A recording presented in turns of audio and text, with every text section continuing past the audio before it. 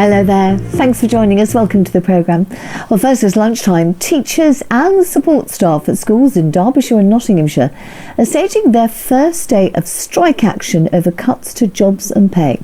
Now, they work at schools that are run by an academy trust, which is facing a huge deficit. It says it needs to make the cuts to balance the books. Steve Beach reports. No education cuts! No apes! No mice! No education cuts! A show of solidarity on the picket line here in Ilkeston.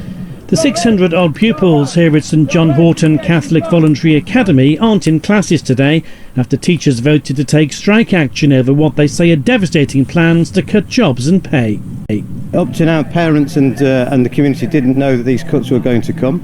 They weren't informed. The only way that they've been informed is by us taking industrial action. And we're here standing up for the children, because if we don't stand up for the children, if with these job cuts, we're going to see larger class sizes, fewer people to work with the children, fewer opportunities for extracurricular activities or helping children with educational special needs. The trust, which runs this and other schools across the East Midlands, is facing a deficit of around £10 million. To tackle that, it says it has no option but to cut some teaching and support staff. Another union, UNISON, also joined today's strike action with concern the proposed changes would have a massive impact on its members. The main problem is the impact on the children. I feel if you are going to get rid of teaching assistants, you are leaving the children unsafeguarded. Safeguarding is a big thing in schools. In a statement, the St Ralph Sherwin Catholic Multi-Academy Trust, which runs this and other schools, has apologised to parents for today's disruption, but it says it needs to make sure that its budget is balanced. It's also in contact with the Department for Education to look at other ways of saving money. What do you make of the decision by unions to ask their members to strike on this?